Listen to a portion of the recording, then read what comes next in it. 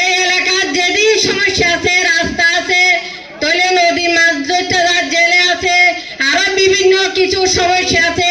এই এলাকার যারা নেতা কর্মী আছে তারার হাতে অনুরোধ পাইবে দেখি শাহজাহান চৌধুরীর হাত ধরি ওনারা এই এলাকার সমস্যা সমাধান করিবেন।